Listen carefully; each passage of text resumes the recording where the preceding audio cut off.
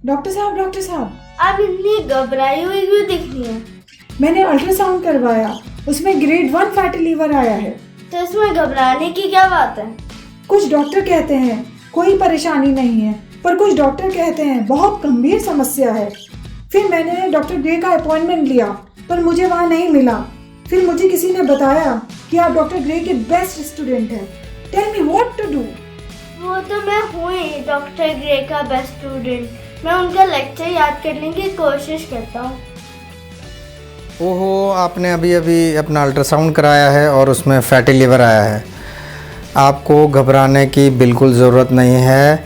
आज मैं doctor grey आपको बताऊंगा वो जानकारी जो आपको पता होनी चाहिए, और आप पता लगा सकेंगे कि आपका जो लीवर है वो खुश है या दुखी है। तो बिना टाइम वेस्ट किए करे, let's start the adventure.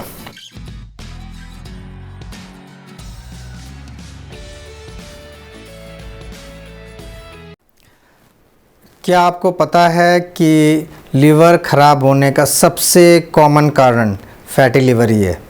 Shock हो गए ना? अगर आप मोटे हैं या आपको डायबिटीज़ है या थायराइड की प्रॉब्लम है, पीसीओडी है या फिर शुगर है, तो आप लोगों को ज़्यादा ध्यान देना होगा, क्योंकि ऐसे लोग ज़्यादा रिस्क में होते हैं फैटी लीवर की डिज़ीज़ के। जब भी आप डायग्नोज होते हैं फैटी लीवर से कि आपको फैटी लीवर है, तो सबसे पहले आपको अपने आप को कैटेगराइज़ करना है। इन 3 कैटेगरीज़ में कैटेगराइज़ करना है कि मैं कौन सी कैटेगरी में हूँ। कैटेगरी 1 नो टेंशन कैटेगरी, इसमें आपको टेंशन नहीं लेनी होती। ये स्टेटोसिस कैटेगरी होती है, इसमें आपकी बीमारी साइलेंट होती है। इसमें हल्का फुल्का ट्रीटमेंट, हल्के फुल्के डाइट प्लान से काम चल जाता है। दूसरी कैटेगरी जो होती है वो है टेंशन वाली कैटेगरी, जिसको स्टेटोहेपेटाइटिस भी कहते हैं। और इस कैटेगरी में आने वाले जो लोग होते हैं उनका लिवर एक्टिवली डैमेज हो रहा होता है और आंसू निकाल रहा होता है, यानी वो केमिकल निकाल रहा होता है जो ये बताते हैं कि लिवर में कुछ गड़बड़ है। और ऐसे जो टेंशन वाली कैटेगरी है यानी स्टेटोहेपेटाइटिस की, उसको एक्टिव ट्रीटमेंट से, एक्टिव इंटरवेंशन से ही हम सही कर सकते हैं। अगर ध्यान नहीं देंगे तो वो तीसरी कैटेगरी में पहुंच जाएगा। और थर्ड कैटेगरी जो है वो रेड लाइट कैटेगरी है, जहां पर सिरोसिस शुरू हो जाता है, लिवर सिकुड़ना शुरू हो जाता है, लिवर अपना काम कम करने लग जाता है। ऐसे में हमें स्पेशल मेडिसिन, स्पेशल ट्रीटमेंट करने की ज़रूरत होती है और बहुत ज़्यादा ध्यान देने की ज़रूरत होती है। तो ये 3 कैटेगरी में आप अपने आप को डिवाइड कर लें, और इनको डिवाइड कैसे करेंगे ये मैं अब आपको आगे बताऊँगा।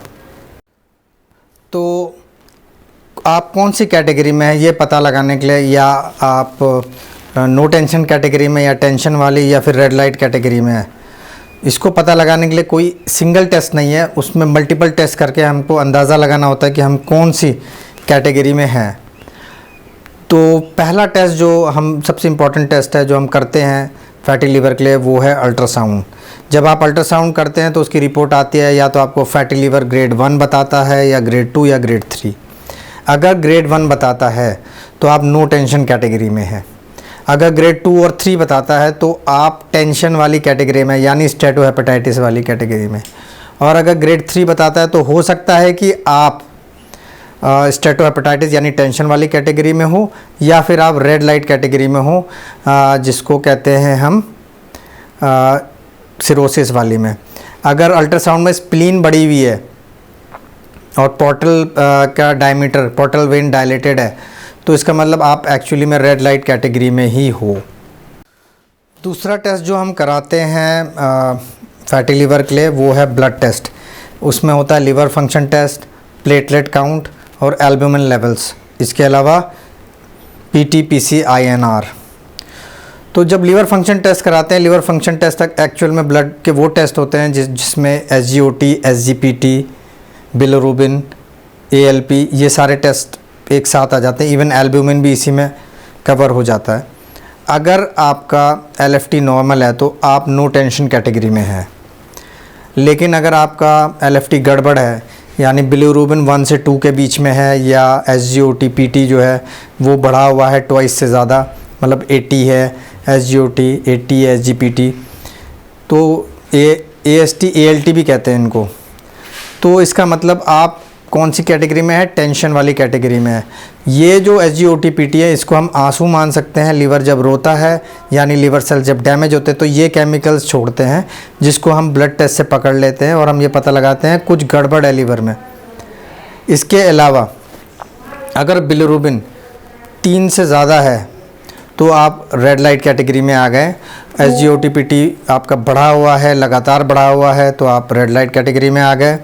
एल्ब्यूमिन अगर 3.0 से कम है, अगेन आप रेड लाइट कैटेगरी में आ गए। इसके अलावा यूजुअली INR जो है, कोगुलेशन प्रोफाइल जो होती है, वो भी बढ़ी हुई है, तो आप रेड लाइट कैटेगरी में आ गए। और एक और इम्पॉर्टेंट पॉइंट है, जिन लोगों को जो रेड लाइट कैटेगरी में लिवर ज़्यादा डैमेज है तो उनका प्लेटलेट काउंट जो है वो परसिस्टेंटली कम होगा पोर्टल प्रेशर्स की वजह से, क्योंकि उसकी वजह से स्प्लीन में बढ़ जाती है, पोर्टल प्रेशर बढ़ जाता है।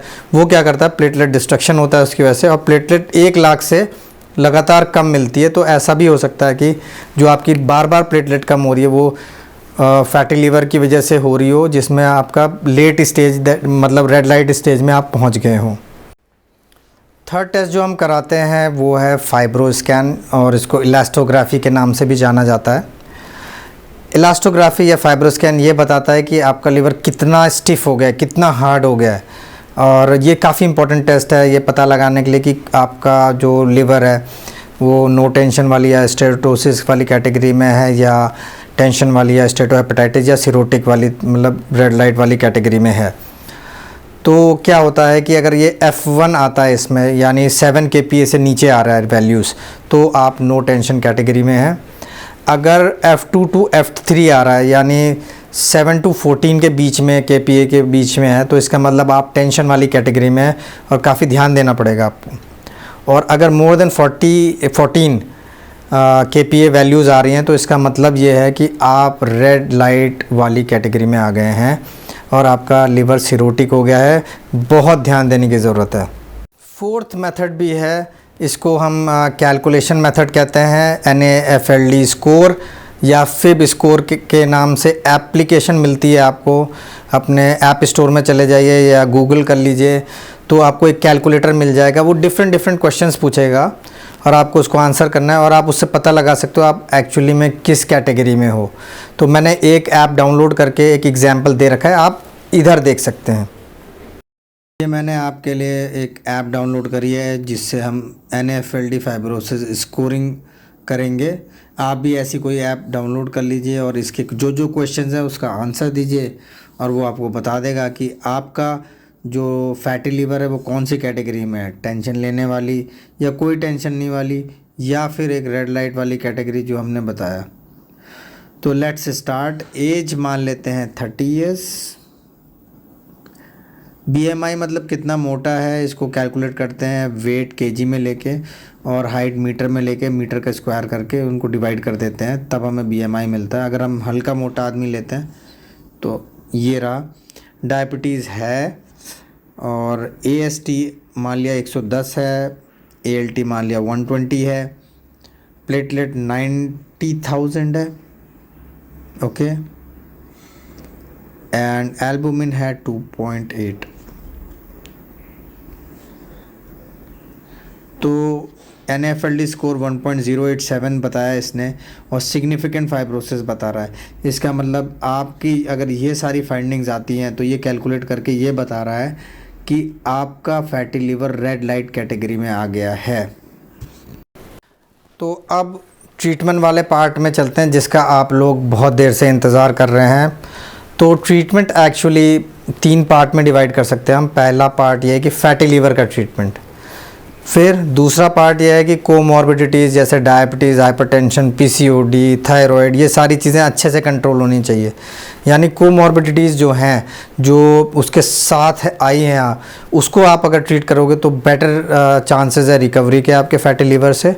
इसके अलावा कॉम्प्लिकेशन, अगर आप रेड लाइट वाले पार्ट में पहुंच चुके हो यानी सिरोसिस वाले पार्ट में पहुंच चुके हो, तो आपका ट्रीटमेंट प्रोटोकॉल काफ़ी चेंज हो जाएगा। आपको CLD क्रॉनिक लिवर डिजीज़ का ट्रीटमेंट फॉलो करना पड़ेगा, उसको हम कभी डिटेल में बात करेंगे। सबसे पहले हम कोशिश करते हैं कि जो उस सिचुएशन तक आप पहुँचो ही ना, तो पहला तरीका जो फैटी लीवर का है वो है डाइट एंड एक्सरसाइज। और हम कई बार डाइट और एक्सरसाइज को अंडरमाइन कर देते हैं, कहते हैं कि इससे क्या होगा, लेकिन एक्चुअल में जो सबसे इम्पॉर्टेंट स्टडीज़ हुई हैं उसमें ये पता लगा है कि अगर 7 to 10% आप बॉडी वेट कम करते हो तो क्या होगा, आप टेंशन वाली कैटेगरी से जंप कर जाओगे और अच्छी कैटेगरी यानी नो टेंशन वाली कैटेगरी में पहुंच जाओगे। और बुक्स ये कहते हैं कि एटलीस्ट 30 मिनट्स एरोबिक एक्सरसाइज करना आपके लिए ज़रूरी है, तभी आपका लिवर बेटर काम कर सकेगा। तो डाइट और एक्सरसाइज बहुत इफ़ेक्टिव है, आप लोग टेंशन ना लें, आप यही फॉलो करें डाइट एंड एक्सरसाइज। इसके अलावा कुछ ड्रग्स भी हैं जो आप दे सकते हैं फैटी लिवर के लिए, जैसे विटामिन ई। इसका रोल साइंटिफिकली प्रूवन है, तो ये आपके लिवर को मेटाबॉलिज्म को इम्प्रूव करता है और फैटी लिवर को कम करने में मदद करता है। इसके अलावा जो कॉमनली दवा दी जाती है अर्सोडिऑक्सीकोलिक एसिड, वो बेकार है, वो नॉन इफेक्टिव पाई गई है। तो 33 रुपीज़ की एक टैबलेट होती है, 66 रुपीज़ पूरे दिन में लग जाएंगे, आपको कोई फ़ायदा नहीं होगा, तो ये बिल्कुल मत लीजिएगा। इसके अलावा ओमेगा 3 फैटी एसिड्स का माइनर रोल है, अगर चाहते हैं तो वो ऐड कर सकते हैं। इसके अलावा जो न्यूएस्ट ट्रीटमेंट चल रहा है इसके लिए वो है सैरोग्लिटाज़ार। सैरोग्लिटाज़ार जो है लेटेस्ट ट्रीटमेंट है, और अगर ग्रेड 2 ग्रेड 3 फैटी लिवर आया हुआ है तो आप इसका ट्रायल ले सकते हैं। Apart from doing those diet and exercise आप इसको ट्राई कर सकते हैं। इसकी एक गोली करीब 33 रुपीज़ की पड़ती है, तो एटलीस्ट अर्सोडिऑक्सीकोलिक एसिड से तो बेटर ही है। और कई जगह इसका रोल इस्टेब्लिश हो चुका है, और लेट्स सी आगे किस तरीके से और न्यूअर थेरेपी आती हैं, और अगर न्यूअर थेरेपी कोई आती है फैटी लिवर की तो I will definitely tell you. मेरा कंक्लूडिंग रिमार्क ये है कि फैटी लिवर को आप नेगलेक्ट ना करिए, अपने आप को कैटेगराइज कर लीजिए, आप कौन सी कैटेगरी में, स्टेटोसिस कैटेगरी, स्टेटोहेपेटाइटिस या सिरोसिस। तो उसके बाद आपको पता रहेगा कि आपको कितना एफर्ट डालना है अपने आप को ठीक रखने के लिए। तो until we meet next time, और हम ऐसे ही इंफॉर्मेटिव बातें करते रहेंगे।